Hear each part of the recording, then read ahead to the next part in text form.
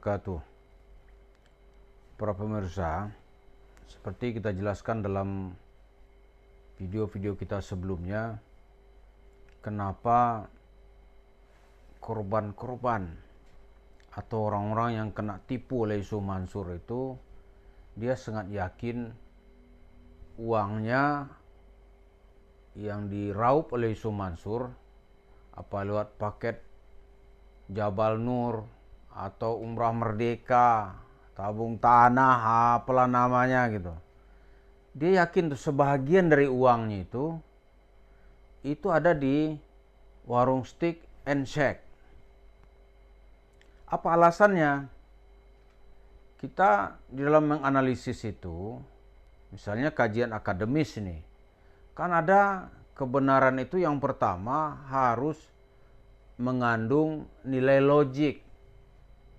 logis gitu. Misalnya ini Yusuf Mansur cerita bisnis batubara. Uang yang terkumpul ya ketika itu lebih dari 55 miliar. Ya dia kembali dikit-dikit lah ya. 45 miliar masih tersisa di kantongnya. Dia bagilah perantara-perantara dikit gitu. Mungkin 40 miliar masih ada di rekening dia gitu. Terus uang ini diapain oleh Yusuf Mansur? Yang muncul ketika itu tuh cerita batubaranya hilang, dia membangun warung steak and shake. Nah, jadi yang pertama itu harus ada alasan logik. Yang kedua, dari alasan logik itu baru dibuat asumsi-asumsi atau pernyataan-pernyataan gitu. Atau kesimpulan-kesimpulan. Terus uang sebanyak ini diapain oleh Yusuf Mansur? Disedekahin. Boro-boro dia mau sedekahin. Saudara aja minjam nggak dikasih. Itu diapain? Ya, ke warung steak and shake. Terus kalau orang lain meneliti ini, kesimpulan juga sama seperti itu. Maka sebuah kebenaran yang kedua itu adanya hipotesis. Kalau orang lain meneliti juga hasilnya sama. Maka dia disebut sebagai prinsip-prinsip atau pilar-pilar dalam merumuskan sebuah persoalan itu ilmiah apa bukan gitu. Sebuah kesimpulan itu bisa benar apa salah gitu. Jadi kesimpulan yang kedua ini karena ada hipotesa, itu produksi yang sama juga menghasilkan orang lain yang melakukan hal yang sama, hasilnya juga sama. Tidak boleh berbeda. Kalau berbeda, maka prinsip-prinsip ini salah. Gitu. Contohnya, Yusuf Mansur cerita, aneh udah selawatin. Berapa kali lu selawatin gitu. Misalnya selawatin 1.000.000 kali. Apa iya? Ya kan? Kurangin dikit. 1.000 kali. 1.000 kali kalau 1 menit 1 selawat. 1.000 kali berapa menit? Kan itu kan?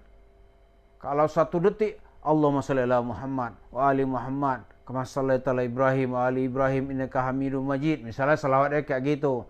Atau Allahumma shalli ala Muhammad wa ali Muhammad. Itu berapa detik? Ini contohnya begitu kan?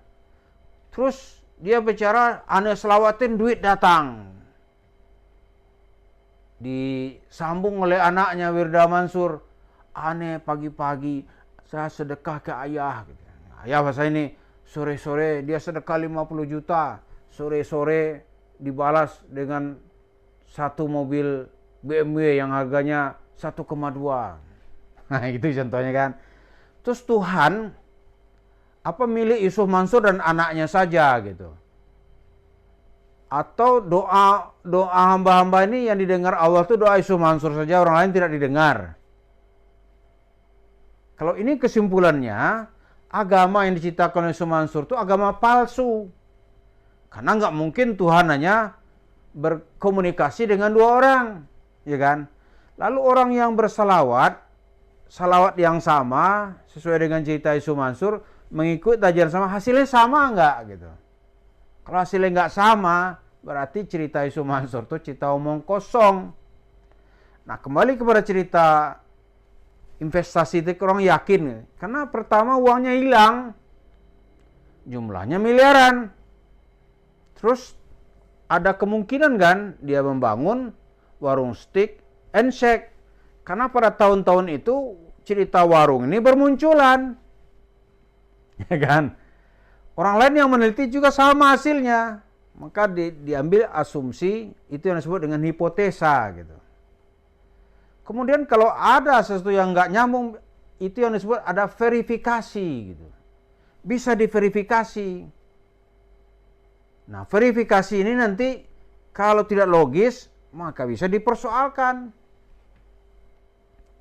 Iya kan? Tiba-tiba Yusuf Mansur, misalnya nih, kok sekali berapa bulan warungnya nambah gitu. Apakah itu karena uangnya sudah ready stock atau karena ini keuntungan bisnis? Orang-orang yang mencoba berbisnis yang sama misalnya nih. Katakanlah temannya Yusuf Mansur bisnis ayam juga gitu. Ternyata gulung tikar misalnya gitu kan. Maka dilihat lagi ada nggak yang sukses juga gitu. Mungkin ada, ditanya Pak, Anda ini buka usaha berapa tahun bisa beli tempat? Dia bilang paling cepat 10 tahun, gitu kan? Berapa keuntungan per hari? Dia ceritakan segini. Sebulan berapa? Tempat berapa Anda beli? Misal dia beli 7 miliar. Dia kumpulin 10 tahun. Maka setahun dia memperoleh profit 700 juta gitu. Kalau 700 juta sebulan dia mendapat katakanlah 70 juta gitu. Berarti sehari itu ya kalau dibagi 30 gitu. Sehari itu ya dia mungkin dapat ya beberapa ratus ribu atau 2 juta misalnya. 2 juta atau 2,5 juta yang bisa dia sisihkan. Maka dari keuntungan ini 2,5 juta, sebulan menjadi 75 juta. Setahun katakanlah hitung kali 10 aja 750 juta. Maka 10 tahun baru bisa dia beli. Itu kebenaran. Tapi kalau ada orang membangun warung steak sebelum berjalan sudah beruntung, itu mesti ada yang tidak logis. Nah, itu yang dilakukan oleh Yusuf Mansur. Mesti ada uang lain. Uang lainnya dari mana? Warisan. Pengakuan Yusuf Mansur sendiri dia sangat miskin. Sampai tahun 2009 kata dia, di rumahnya masih berlantai tanah. WC nggak ada gitu. Terus duit dari mana? Nah, di situ orang cara berpikir logis. Maka dari situ jemaah masjid kota wisata ini besar atau asumsinya besar, itu duit dialah yang dibawa lari oleh Yusuf Mansur untuk membangun usaha warung steak and shake. Nah, kalau mau kita dalami gitu, tentu nanti ini tugas penyidik kalau kita diangkat ke ranah hukum. Ya kan?